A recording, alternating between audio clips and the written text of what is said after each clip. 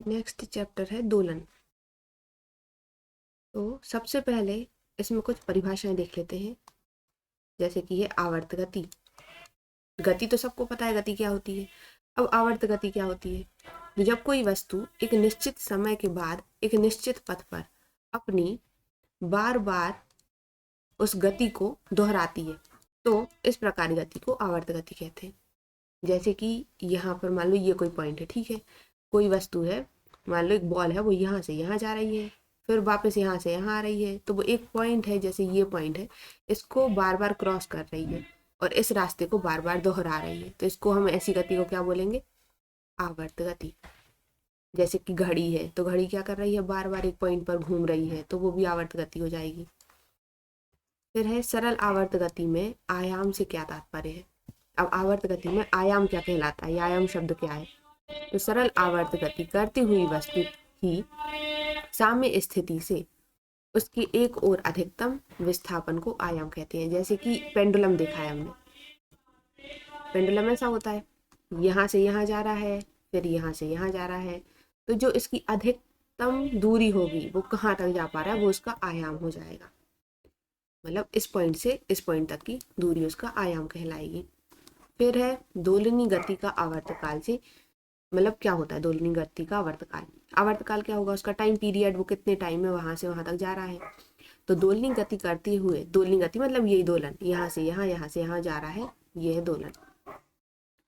करती हुई वस्तु को एक दोलन पूरा करने में लगा समय, मतलब यहाँ से यहाँ तक जाने में उसको कितना टाइम लग रहा है।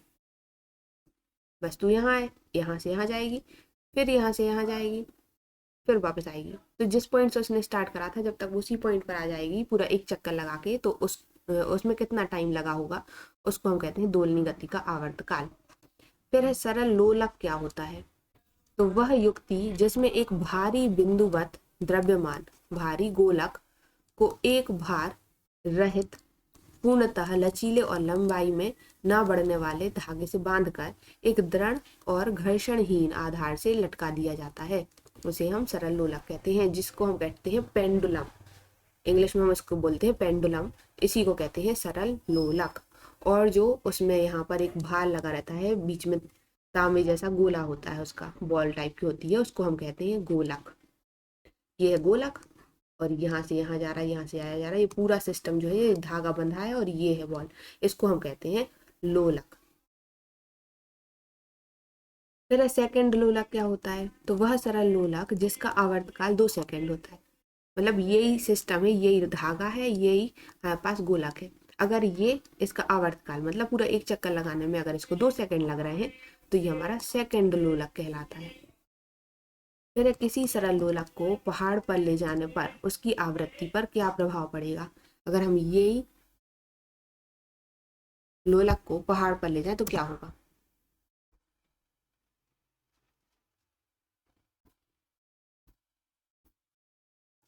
तो क्या होगा कि उसकी आवृत्ति जो है वो घट जाएगी, क्योंकि पहाड़ पर जी जी क्या होता है? गुरुत्वीय त्वरण, इसका मान जो है वो कम होने के कारण सरल लोलक का आवर्तकाल, अब आवर्तकाल कितना होता है तो अभी हम आगे फॉर्मूला निकालेंगे, तो उस फॉर्मूले के हिसाब से बढ़ जाएगा, जिसकी आवृत्ति घट जाएगी।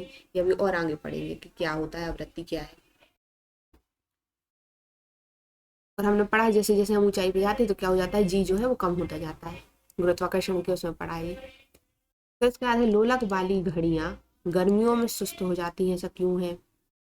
तो गर्मियों में ऊष्मीय प्रसार के कारण क्या होता है, लंबाई धागे से बंधी है, तो वो क्या होता है कि उसकी लंबाई जो है वो बढ़ जाती है, जिसके कारण, और ये घड़ी की बात करी जा रही है, तो घड़ी की जगह उसमें हम धातु का इस्तेमाल करते हैं। यहाँ पर जो हम धागा इस्तेमाल कर रहे हैं उसकी जगह धातु का इस्तेमाल करेंगे, तो धातु क्या होगा, बढ़ जाएगा गर्मियों में, और जैसे जैसे लंबाई बढ़ेगी तो उसका आवर्तकाल बढ़ जाएगा, आवर्तकाल बढ़ेगा तो घड़ी की धीमी चलने लगेगी। हमने ये वाला एक्सपेरिमेंट करके देखा है कि जैसे जैसे हम धागे बढ़ाते जाते हैं उसका टाइम जो है वो बढ़ता जाता है, और जैसे जैसे धागे को कम करते जाते हैं उसका टाइम जो है वो कम होता जाता है। यहाँ पर बहुत दूर दूर तक जाएगी तो टाइम ज़्यादा लगेगा। फिर है किसी स्प्रिंग के बल नियतांक से आप क्या समझते हैं? बल नियतांक क्या होता है? तो किसी स्प्रिंग की लंबाई में एकांक परिवर्तन के लिए आवश्यक प्रत्यानयन बल को स्प्रिंग का बल नियतांक कहते हैं। चलिए ये वाली डेफिनेशन छोड़ते हैं, निकालते हैं पहले बल नियतांक निकलता कैसा है।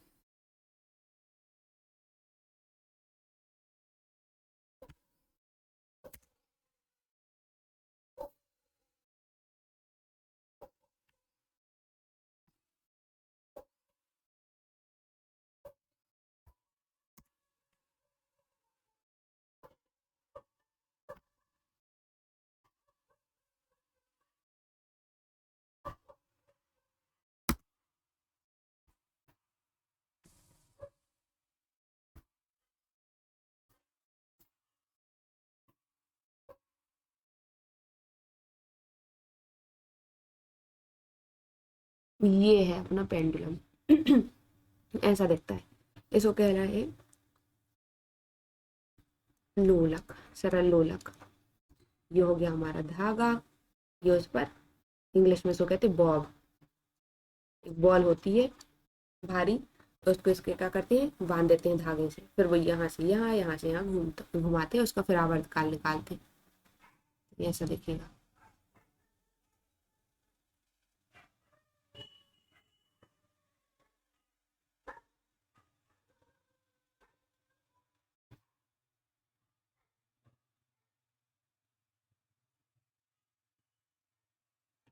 अब इसके बाद देखते हैं सरल आवर्त गति क्या है और इसकी विशेषताएं क्या है।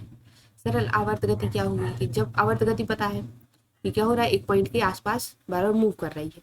जब कोई वस्तु अपनी माध्य स्थिति के दोनों ओर, माध्य स्थिति मतलब जो कोई बीच का एक पॉइंट हो जो कि बार बार क्रॉस करे, दोनों ओर एक सरल रेखा में इस प्रकार आवर्ती गति करती है कि प्रत्येक स्थिति में इसका त्वरण माध्य स्थिति से विस्थापन के अनुक्रमानुपाती होता है तथा त्वरण सदैव माध्य स्थिति की ओर दिष्ट होता है। तो इस गति को सरल आवर्त गति कहेंगे। भाई यहाँ इस पॉइंट के आसपास मूव करना, तो इसको हम क्या कह देंगे, सरल आवर्त गति।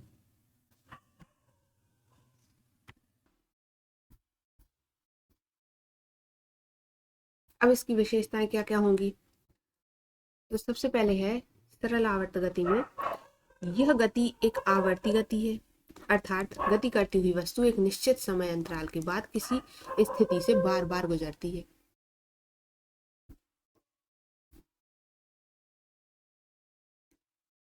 दूसरा, यह गति एक काल्पनिक गति है, अर्थात एक निश्चित समय अंतराल के बाद गति की दिशा जो है उलट जाती है। मान लो इस पॉइंट से वो यहाँ जा रही है, फिर कुछ समय आएगा जब उस वापस इसी रास्ते से वापस आते हुए यहाँ पर जाएगी, फिर वापस आते हुए यहाँ जाएगी, तो वो क्या कर रही है, समय के साथ उलट जा रही है।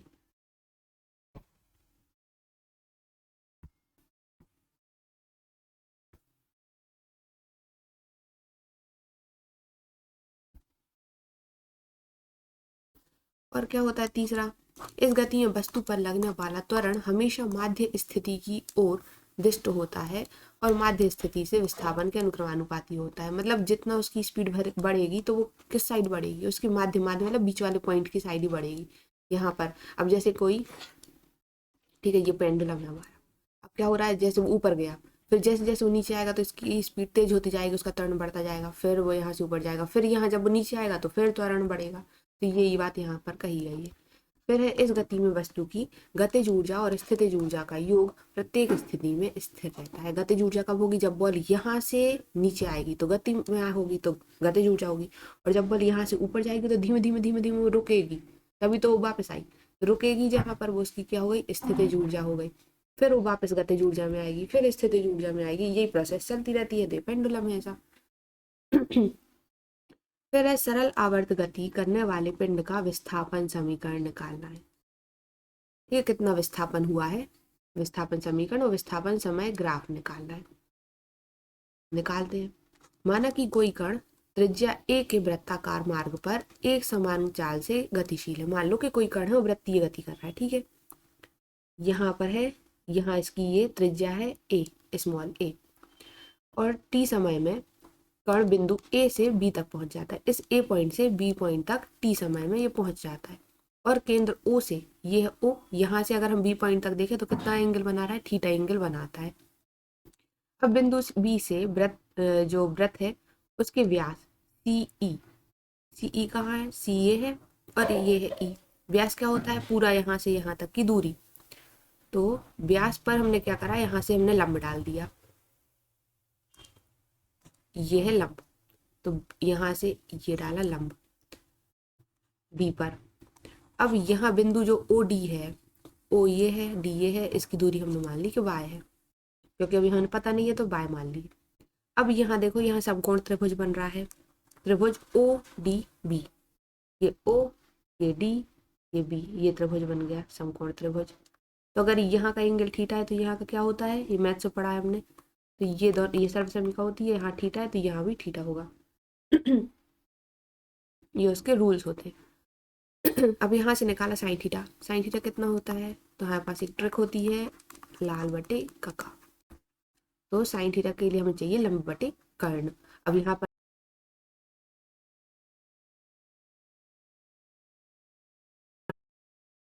समकोण त्रिभुज ओ डी बी, अब ओ डी बी कहाँ है, तो देखो ओ ये है, डी ये है, बी ये है, तो ये बन गया त्रिभुज। अब हमें इसमें चाहिए साइन थीटा क्या होगा, तो साइन थीटा ये वाली ट्रिक से लंब बटे कर्ण होता है। तो लंब होता है जहां भी थीटा होगा, थीटा के सामने वाली भुजा को हम लंब कहते हैं। तो ये ओडी जो है, जिसकी वैल्यू हमने बाय मानी है, वो लंब है, तो लिखेंगे हम बाय बटे में कर्ण। कर्ण क्या होगा, यहाँ से यहाँ तक की दूरी कितनी होगी, ये तो त्रिज्या है, इसकी त्रिज्या है ए हमारे पास, तो हम इसको लिखेंगे ए। अब यहाँ से y की वैल्यू निकाल लेंगे तो y हो जाएगा ए साइन थीटा, समीकरण 1। अब यदि कण की कोणीय चाल ओमेगा है, क्योंकि अगर कोई चीज घूम रही है कोण बना के तो उसकी कोणीय चाल होगी, कोणीय चाल ओमेगा मानी है। ओमेगा क्या होता है, थीटा बटे में टी, हम ऐसे भी लिखते हैं कहीं कहीं डी थीटा बटे में डी टी, मतलब उसका कोण कितना बना रहा है कितने समय में, तो थीटा बटे टी। तो अब यहाँ से थीटा निकाल लिया, थीटा कितना हो गया ओमेगा टी, ये जो थीटा है इसकी हमने यहाँ से वैल्यू निकाल ली कि इसकी वैल्यू है ओमेगा टी। अब समीकरण 1 और 2, तो समीकरण 1 में देखो थीटा है तो थीटा की वैल्यू हम यहाँ रख देंगे, दूसरे 2 से उठा के 1 में रख देंगे, तो हो जाएगा y बराबर ए साइन ओमेगा टी। ये क्या है, ये होता है विस्थापन समीकरण, y हमारा क्या है विस्थापन है, तो ये विस्थापन का समीकरण हो गया ए साइन ओमेगा टी। अब समय विस्थापन ग्राफ कैसा निकलेगा, तो सरल आवर्त गति में हमने ये वाला देखो इक्वेशन रखा, सबसे पहले y बराबर ए साइन ओमेगा टी, और ओमेगा की वैल्यू भी होती है, ओमेगा की वैल्यू कितनी होगी 2 पाई बटे में टी, क्योंकि अगर ये पूरा गोला है, ठीक है, तो अब गोला क्या कर रहा है, कितना घूम रहा है, यहाँ से यहाँ तक की इसकी दूरी कितनी हो रही होगी, कितना एंगल बनाता है, तो वो थीटा कितना बना लेता है 2 पाई, पूरा का पूरा अगर गोल घूम जाए तो जो थीटा बटे टी लिखते हैं हम, तो थीटा कितना हो जाता है हमारा 2 पाई, और टी तो है ही, तो टोटल टाइम कितना लिखते हैं कैपिटल टी, तो 2 पाई बटे में टी लिख दिया, और यहाँ स्मॉल टी तो पहले से है ही। तो इसमें समय टी के विभिन्न मानों के लिए विस्थापन y के मान निकालना है, अलग अलग मान टी के लिए क्या होंगे, तो हमने सबसे पहले लिखा टी 0 है जब, टी टी बटे 4 है, टी अपन में 2 है, 3 टी अपन 4 है, टी है 5 टी, ऐसे अगर हम ऐसे लिखते जाएं तब हमारा विस्थापन क्या हुआ। तो यहाँ रखी टी की वैल्यू, तो साइन 0 कितना हो, देखो टी 0 रखेंगे तो सब 0, तो साइन 0, साइन 0 मतलब पूरा y 0, क्योंकि साइन 0 की वैल्यू कितनी होती है 0। फिर ये हम क्या करेंगे टी अपन 4 रखेंगे, तो टी से टी तो कैंसिल हो जाएगा, यहाँ 2 से 4 कैंसिल होगा, तो पाई बाई 2 आएगा, पाई बाई 2 मतलब होता है 90 डिग्री, साइन 90 की वैल्यू कितनी होती है 1, तो हमारे पास आंसर आ गया y बराबर ए। ऐसे हम दूसरा और रखा तो 0 फिर माइनस ए, ऐसे ऐसे वैल्यू रखते गए, हमारे पास अलग अलग पॉइंट पर अलग अलग वैल्यू मिल गई y की। अब हम क्या करेंगे y और जो t की वैल्यू मिली है उसको हम ग्राफ में रखेंगे, ग्राफ मतलब जैसे यहाँ ये हमने मान लिया ये है y एक्सिस, ठीक है, ये हमारा x एक्सिस है, x में हमने y के लिए यहाँ माना है स्मॉल y की, जो हमारे पास पॉइंट आए हैं वो रखेंगे, यहाँ पर हम t के पॉइंट रखेंगे। तो जब 0 पर है तो 0 ही है, ठीक है, जब हमारा टाइम बढ़ के t/4 रखा जब हमने t की वैल्यू, तो हमारे पास y की वैल्यू कितनी आई प्लस a आ गई, तो यहाँ पर एक पॉइंट आ गया। फिर उसके बाद जब टाइम हमने t/2 रखा तो y की वैल्यू फिर से 0 हो गई, तो फिर यहाँ पर आ गया। फिर जब हमने 3t/4 रखा तो y की वैल्यू माइनस a हो गई, तो फिर पॉइंट यहाँ पर आ गया। तो ये पॉइंट ऐसे ऐसे आ रहे हैं, और जब ये ऐसा स्ट्रक्चर बनता है तो ये कहलाती है तरंग। तरंग ऐसे ही होती है, एक पॉइंट के आसपास ऐसी बनाई जाती है, इसको हम बोलते हैं तरंग। और ये जो यहाँ से यहाँ तक की दूरी होती है इसको हम कहते हैं आयाम। ठीक है। और जो यहाँ ऊपर वाली पॉइंट है इसको हम कहते हैं श्रृंग, और ये जो नीचे में होता है इसको हम कहते हैं गर्त। ठीक, मतलब ये कुछ ऐसे टर्म्स है। और यहाँ से यहाँ तक की दूरी, ठीक है, तरंग वाली बता रहे हैं ये, यहाँ से इस पॉइंट से लेके इस पॉइंट तक की दूरी, मतलब यहाँ से जाएगी यहाँ से आएगी, या तो हम बोल सकते हैं यहाँ से लेके हाई पॉइंट से लेके यहाँ तक की दूरी इसको हम कहते हैं तरंग दैर्घ्य। तरंग दैर्घ्य ये होती है तरंग। ये तरंग वाले चैप्टर में हम पूरा पढ़ेंगे कि तरंग क्या है। अभी तो यहाँ पास ग्राफ आया है कि ग्राफ इसका ऐसा बनेगा। फिर इसके बाद है सरल आवर्त गति करते हुए किसी कण के वेग के लिए सूत्र क्या होगा। अभी हमने क्या निकाला था, विस्थापन। विस्थापन कितना आया, y बराबर a sin ओमेगा t, यही आया है। अब हमें निकालना है वेग कितना होगा। तो सबसे पहले हम क्या करेंगे, विस्थापन समीकरण रख देंगे जो कि ये है। अब वेग क्या होता है, वेग को हम ऐसे लिखते हैं dx बटे dt। तो यहाँ x की जगह हम क्या लिख देंगे, dy बटे में dt, क्योंकि विस्थापन कितना हो रहा है y। तो अब y की वैल्यू हमने यहाँ रख दी। अब ये किसका निशान है, अवकलन का, डी बटे में dt। तो अवकलन किसका करेंगे, ए तो कांस्टेंट है, ए बाहर आ जाएगा, sine omega T, sine omega T. तो एक फॉर्मूला होता है किसका, साइन ए टी का अगर हम डिफरेंशिएशन करते हैं तो आंसर मिलता है ए कॉस ए टी। मतलब जो अंदर होता है एक्स्ट्रा में वो बाहर आ जाती है वो चीज़, जैसे कि यहाँ पर आ गई है, ठीक है, ओमेगा आ गई। और साइन का बदल के कितना हो जाता है, साइन का होता है कॉस, तो यहाँ पर आ जाएगा कॉस, और साथ में ओमेगा टी तो है ही, तो कॉस ओमेगा टी। तो ये इसका डिफरेंशिएशन हो गया। अब भी बराबर ए ओमेगा तो है ही, कॉस को हम क्या लिख सकते हैं, कॉस ओमेगा टी को हम लिखते हैं, ये इसकी समीका होती है बराबर √1 minus sine square omega T, ये लिख सकते हैं। ये आता कहाँ से, इधर से आता है, sine square omega T plus cos square omega T बराबर 1। अब यहाँ से निकालो, कॉस ओमेगा टी की वैल्यू तो इतनी आएगी, ये आ गई, तो इसकी सीधी वैल्यू रख दी हमने इसमें। अब यहाँ हमने बोला कि साइन ओमेगा टी जो है उसकी वैल्यू कितनी है, y अपॉन ए। अब भी हमने शुरुआत में निकाली थी साइन थीटा की वैल्यू, साइन थीटा की वैल्यू निकाली थी लंब बटे कर्ण से निकाली थी, y बटे में ए आ रही थी। तो यहाँ पर वही थीटा की जगह भी हमने क्या रख दिया, थीटा की जगह हमने ओमेगा टी रख दिया, तो साइन ओमेगा टी की वैल्यू भी यही होगी y अपॉन ए। तो y अपॉन ए हम यहाँ पर इक्वेशन में इस वाले इसमें रख देंगे। तो ये कितनी हो जाएगी, a omega √1 minus y square upon में ए स्क्वायर। अब क्या करना है, ये ए स्क्वायर का यहाँ पर गुणा कर दो, ए ओमेगा √ के अंदर कितना हो गया, ए स्क्वायर माइनस वाई स्क्वायर बटे में ए स्क्वायर। अब ये भी √ के अंदर है ए स्क्वायर, तो ये बाहर निकलेगा तो कितना हो जाएगा, अगर इसको बाहर निकाल दो तो कितना हो जाएगा, ए अकेला बाहर जाएगा, फिर ए से ए कैंसिल हो जाएगा, ये यहाँ पर बाहर आ गया ए, और ए से यहाँ कैंसिल हो गया, तो यहाँ पास भी की वैल्यू कितनी आ गई, ओमेगा √ ए स्क्वायर माइनस वाई स्क्वायर। तो ये हो गया वेग वाला समीकरण। अब अधिकतम और न्यूनतम का क्या कब होगा, हमें ये भी देखना है कि सबसे ज़्यादा वेग और सबसे कम वेग कब होगा। तो अगर, और सिर्फ हम y की वैल्यू में चेंज कर सकते हैं, ठीक है, तो हमारे पास ये इक्वेशन है, y की वैल्यू में चेंज कर सकते हैं। तो y की हम क्या रखें कि वो सबसे कम हो जाए, सबसे कम कब हो सकता है, जब हमारे पास भी जो है वो 0 हो जाए।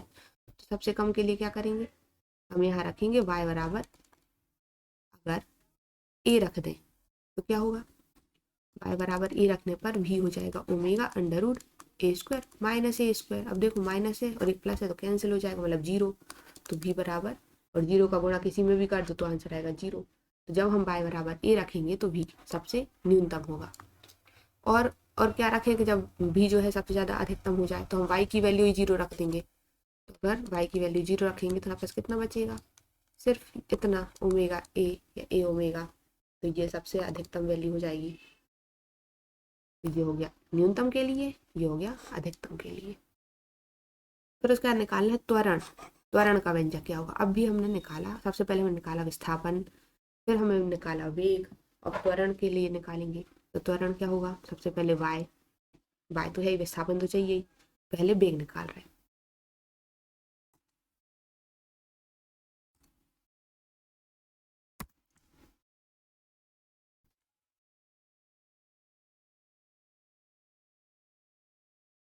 मैथ्स में जब हम निकालते हैं तो हम ऐसे लिखते हैं, देखो विस्थापन मान लेते थे x।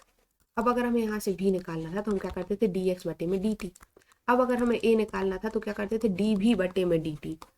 तो जो हम सबसे पहले अभी जो भी निकाला है उसी का एक बार और अवकलन कर देंगे तो हमारे पास त्वरण आ जाएगा। ठीक है, तो यहाँ देखो भी है, भी क्या था हमारा डी वाई बटे में डी टी, तो ये आ गया था। अब भी हमने ऊपर निकाला, भी आया हमारे पास ए ओमेगा कॉस ओमेगा टी। अब इसी का उठा के एक बार और निकालो, यहाँ त्वरण के लिए एफ लिख लिया है हमने, अपन ए लिखते हैं। ठीक है, यहाँ कितना लिख लिया, डी बी बटे में डी टी। अब ये जो भी की वैल्यू आई है ए ओमेगा कॉस ओमेगा टी, अब इसका अवकलन कर देना है। इसका अवकलन कैसा होगा, तो ए ओमेगा तो हमारे पास कांस्टेंट है तो वो कांस्टेंट ही रहेगा, और कॉस ओमेगा टी का हमें अवकलन करना है। कॉस का कितना होता है, माइनस साइन ओमेगा टी, और ओमेगा एक बाहर भी आएगा, तो यहाँ पर इतना अवकलन हो जाएगा। इसकी वैल्यू हमने यहाँ पर रख दी। अब पहले से हमारे पास ए ओमेगा है और यहाँ से एक और ओमेगा आ गया, तो ये हो गया minus A omega square by बटे में ए, बाय बटे में कहाँ से आ गया, क्योंकि साइन ओमेगा टी की वैल्यू वाई अपॉन ए शुरुआत में निकाली थी लंब बटे कर्ण, वही वाली वैल्यू यहाँ रख दी वाई अपॉन ए। तो ए से ए क्या हो गया, एक कैंसिल हो गया, हमारे पास बचा कितना, माइनस ओमेगा स्क्वायर वाई। तो एफ बराबर आ गया माइनस ओमेगा स्क्वायर वाई, यहाँ पास त्वरण आ गया।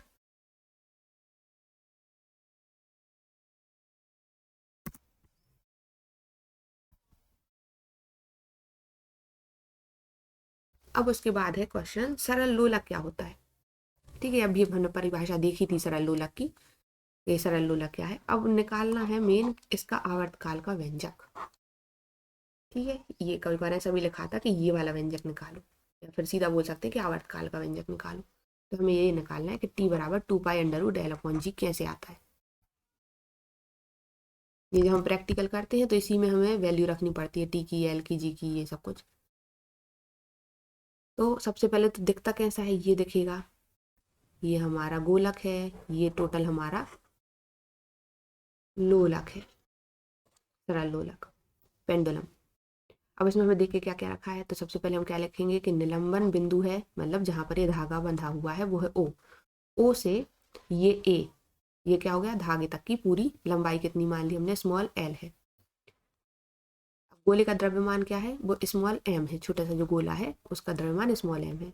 और माध्य स्थिति है उसकी, ए पॉइंट है जो कि माध्य स्थिति है, यहाँ से वो थोड़ा सा मूव करके गया, आगे गया, यहाँ से यहाँ तक पहुंच गया, तो ये इन दोनों के बीच में एंगल कितना बना, थीटा।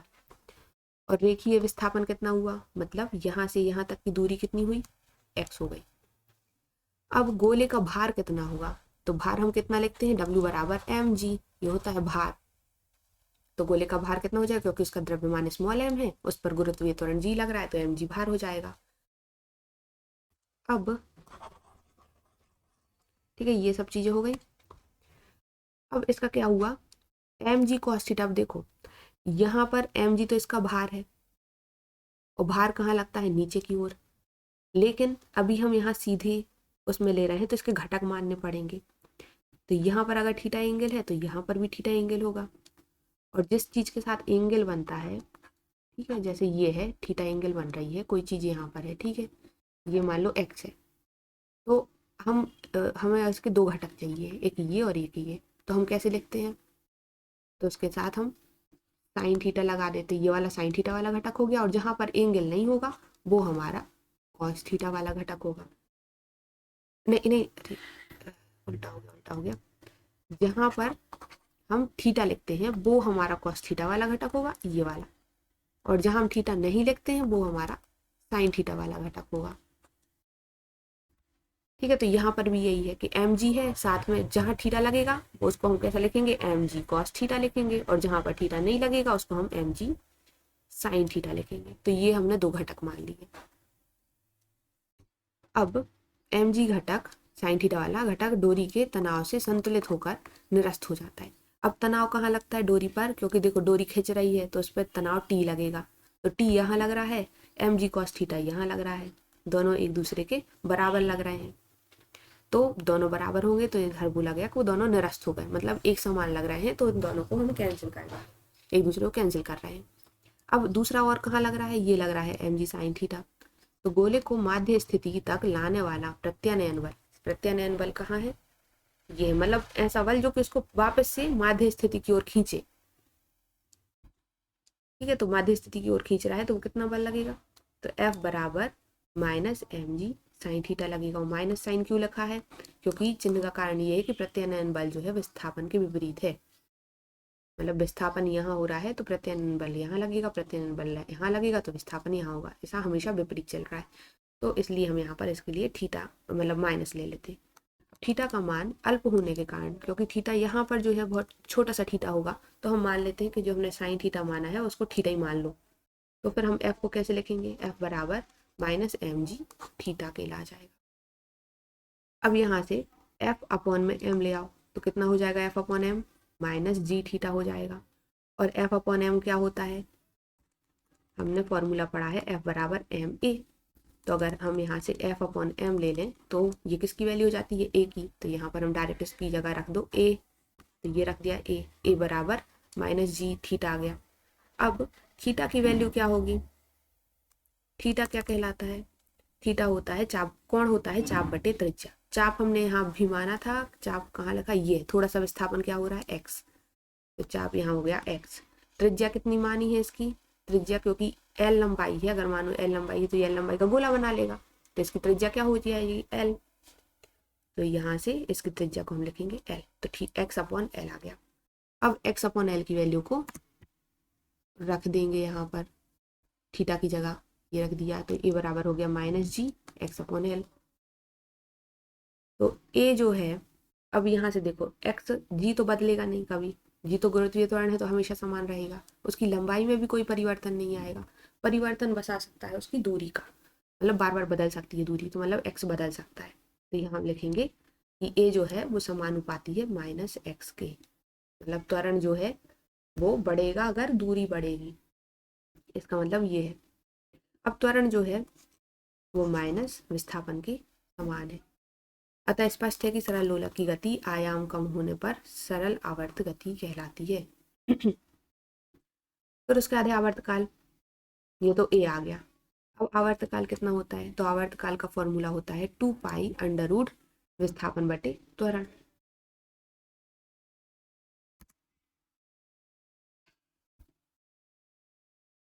ठीक है, 2 पाई अंडर रूट विस्थापन बटे में त्वरण।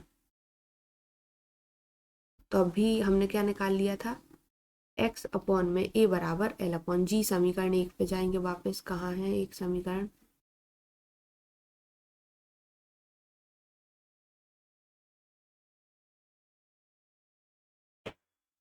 ये वाला। अगर यहाँ से देखो तो एक्स और ए को नीचे ले आओ तो एक्स अपॉन ए बराबर, इस एल को ऊपर ले जाओ तो एल अपॉन में जी। तो एक्स अपॉन ए की वैल्यू कितनी आ गई यहाँ से? L upon g.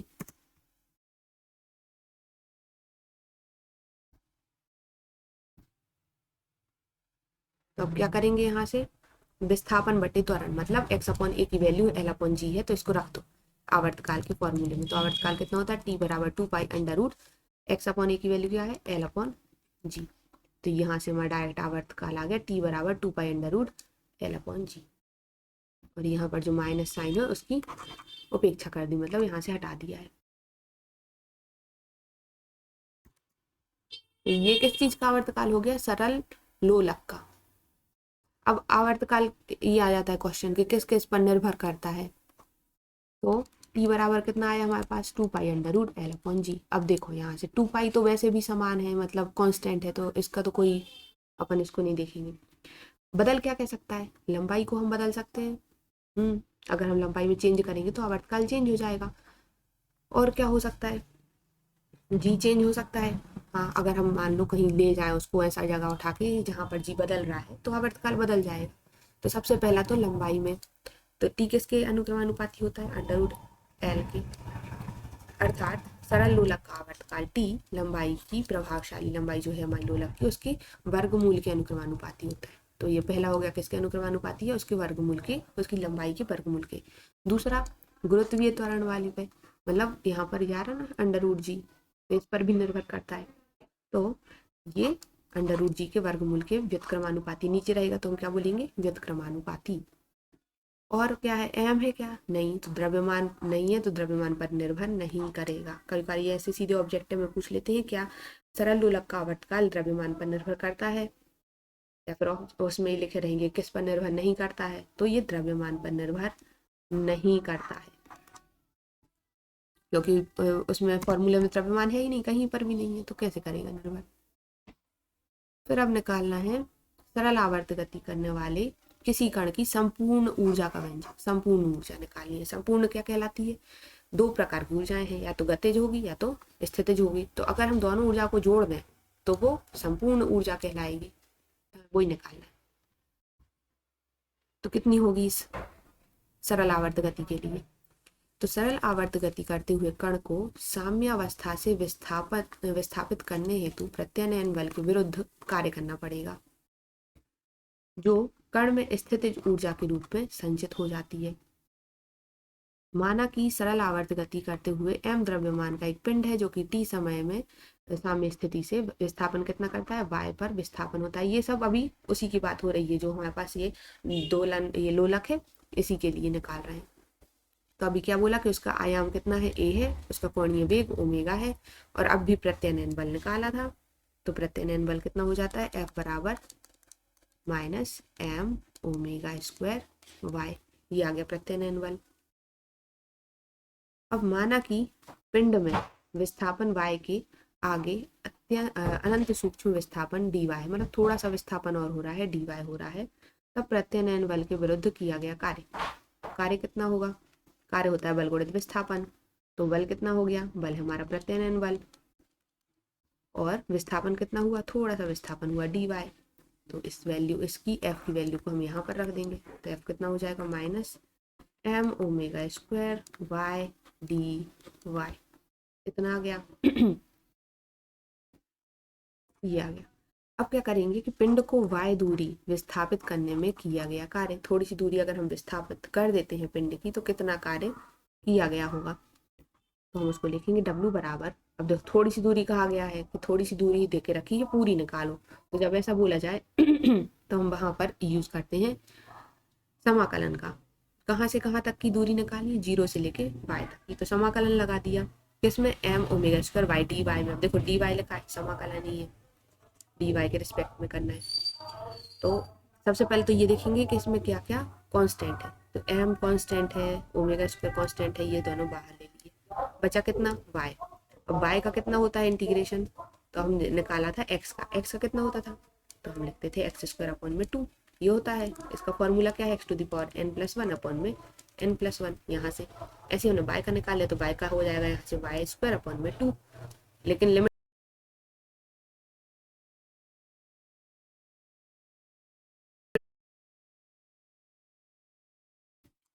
अब इसकी लिमिट को रखना है। तो लिमिट रखते हैं अपर minus lower limit. Upper limit क्या है? y स्क्वायर, y है तो यहाँ y में तो सीधे ही y रख देंगे। तो यहाँ पास कितना जाएगा? 1/2 m omega square y square, फिर माइनस लोअर लिमिट माइनस क्या है? 0। तो 0 को हम नहीं लिखेंगे।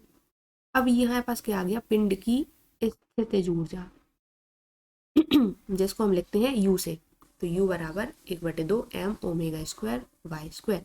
या गई उस लोलक की स्थितिज ऊर्जा। अब हमें क्या निकालनी है? उसकी गतिज ऊर्जा। गतिज ऊर्जा कैसे निकालेंगे?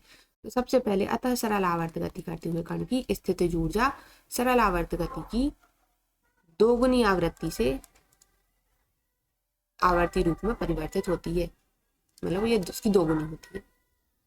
अब ये निकालना जो है वो देखो, माध्य स्थिति हमें कौन सी दे के रखी है? 0। ये हमारा लोलक है।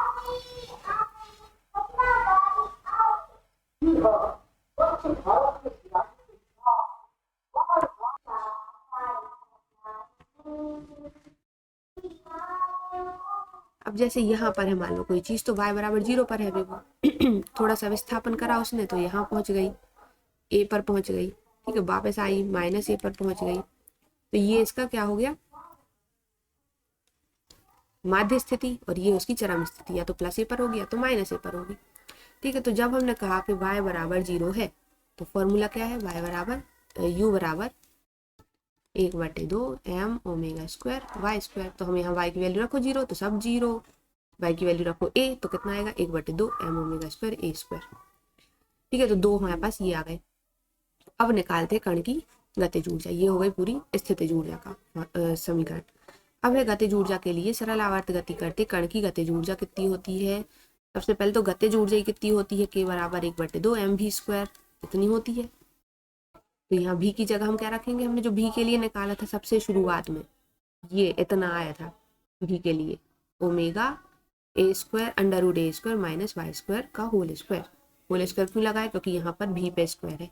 देखो अभी दिखा देते हैं, भी कहाँ निकाला था, वेग समीकरण निकाला था,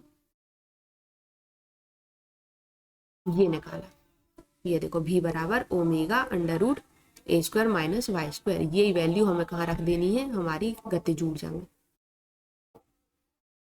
ये रख दी। ठीक है, ये होल स्क्वायर है, होल स्क्वायर अंडर रूट क्या होता है, एक दूसरे को कैंसिल कर देगा, तो बचेगा कितना 1/2 m, और यहाँ ओमेगा पर तो अभी कुछ भी नहीं है, तो ओमेगा का स्क्वायर हो जाएगा, तो यहाँ हो जाएगा m ओमेगा स्क्वायर, और यहाँ पर अंडर रूट कैंसिल हो गया, तो बचेगा कितना a² माइनस y²।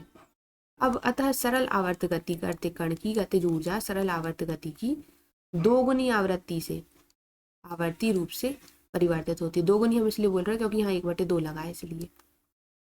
अब y बराबर इसके लिए 0 रखो तो कितना आया, a² आ जाएगा, और यहाँ y बराबर जब हम प्लस माइनस a रखेंगे तो क्या आ जाएगा, 0 आ जाएगा। तो मैक्सिमम के लिए ये, मिनिमम के लिए ये, अधिकतम के लिए ऊपर वाली और न्यूनतम के लिए नीचे वाली। अब कण की संपूर्ण ऊर्जा कैसे निकालेंगे, दोनों को जोड़ देंगे। तो यहाँ जब हम जोड़ेंगे तो ये देखो y² इसमें भी है, y² इसमें भी है, ये प्लस वाला ये माइनस वाला, दोनों एक दूसरे से कैंसिल हो जाएंगे, तो बचेगा कितना हमारे पास, सिर्फ 1/2 m ओमेगा स्क्वायर और ये a²। ये इतना आ गया टोटल हमारे पास, संपूर्ण ऊर्जा इसकी इतनी होगी सरल आवर्त गति करती हुई वस्तु के लिए।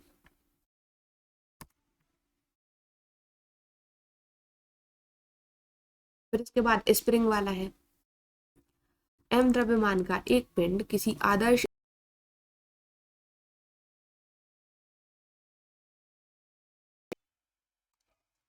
अब निकालना है, m द्रव्यमान का एक पिंड है किसी आदर्श स्प्रिंग से लटका हुआ है। तो m द्रव्यमान का ये पिंड हो गया, स्प्रिंग हमारे पास ये हो गई, ये लगी स्प्रिंग, इससे ये क्या हुआ है, लटका हुआ है। जैसे अगर मानो हम थोड़ा सा खींचेंगे तो क्या हो जाएगा, स्प्रिंग ऊपर नीचे होगी, ये द्रव्यमान भी ऊपर नीचे होगा, तो मतलब एक पॉइंट के आसपास गति कर रहा है, तो कौन सी गति हो जाएगी, सरल आवर्त गति। अब यदि स्प्रिंग का बल नियतांक k है, ठीक है, मतलब हर स्प्रिंग के लिए थोड़ा थोड़ा अलग अलग होता है कि मतलब कौन सी स्प्रिंग के लिए कितना वो बल लगा सकती है, तो उसके लिए वो बल नियतांक होता है। तो सिद्ध करना है कि इसका आवर्तकाल इतना है। अभी हमने किसका आवर्तकाल निकाला था, सरल लोलक का, अब हमें किसका आवर्तकाल निकालना है, बल नियतांक का। तो निकालते हैं, स्प्रिंग से लटके पिंड का दोलन। तो स्प्रिंग में एक विशेष गुण पाया जाता है, यदि स्प्रिंग को दबाया या खींचा जाता है तो उस पर एक प्रत्यानयन बल कार्य करने लगता है। ठीक है, अगर हम स्प्रिंग को क्या करेंगे, खींचेंगे या दबाएंगे तो एक बल कार्य करेगा, जिसको हम कौन सा बल कहते हैं, प्रत्यानयन बल, जो उसे क्या करता है, प्रारंभिक स्थिति में लाने का प्रयास करता है। मतलब वो खुद ऐसा, अगर मानो अपन ने स्प्रिंग खींच दी, ठीक है, फिर हमने छोड़ा, तो अब जो बल है वो उसको वापस खींच के उसी स्थिति में लाने का प्रयास करेगा जिस स्थिति में स्प्रिंग पहले थी। ठीक है, तो ये हो गया प्रत्यानयन बल। अब माना कि स्थिति बी है, मतलब देखो यहाँ बी तक हम इसको स्प्रिंग को खींच के लाए, कितनी दूरी खींच के लाए, x दूरी खींच के लाए, ठीक है, x इसमें विस्थापन करा है, और ये पोजीशन को हमने a माना, ये हमने इसको b मान लिया। ठीक है, पोजीशन ये है a है, जहाँ वो पहले था, वहां से हम खींच के b तक लाए, दूरी हमने x विस्थापन इसमें करा। ठीक है, तो इसमें इसके ये करने पर कौन सा बल उत्पन्न हुआ, प्रत्यानयन बल। तो प्रत्यास्था के कारण स्प्रिंग द्वारा पिंड पर एक बल आया, प्रत्यानयन बल F। इस साइड खींचेगा वो बल, उसको वापस अपनी पोजीशन पर लाने का प्रयास करेगा। अब हुक के नियमानुसार क्या है, हुक का नियम क्या बोलता है, प्रत्यानयन बल जो है वो विस्थापन के अनुक्रमानुपाती होता है, मतलब जितना विस्थापन होगा उतना ही प्रत्यानयन बल भी लगेगा, और इसकी दिशा विस्थापन की दिशा के विपरीत होती है। देखो विस्थापन यहाँ कर रहे हैं हम, और प्रत्यानयन बल हमारा ऊपर लग रहा है, तो एक दूसरे के कैसे हैं, विपरीत है, इसलिए हम यहाँ माइनस साइन लगाते हैं। तो F बराबर किसके समानुपाती होगा, -x के। तो F बराबर ये समानुपाती है, तो इसको हटाने के लिए हम क्या लिखेंगे, बल नियतांक लगाएंगे, जिसको हम लिखते हैं, ये देखो बल नियतांक k, तो ये हमने लिख दिया -kx। तो ये हमारे पास आ गया प्रत्यानयन बल, F बराबर kx। अब ये क्या है, ये अनुक्रमानुपाती नियतांक है, इसे हम बल नियतांक कहते हैं। इसका मात्रक जो है कितना होता है, अगर हम के का मात्रक निकालते हैं तो वो होता है न्यूटन पर मीटर। निकला कैसे? देखो के बराबर अगर के निकालो तो कितना हो गया हमारा एफ अपॉन में एक्स। एफ का कितना होता है न्यूटन और एक्स का होता है मीटर, तो न्यूटन पर मीटर। इसका विमीय सूत्र निकाल लो, तो न्यूटन वाला लिख दो, एफ का विमीय सूत्र बटे में मीटर का विमीय सूत्र, तो हमारे पास इसका टोटल आ जाता है एम एल जीरो रहेगा और टी माइनस टू रहेगा। ये इसका विमीय सूत्र होता है।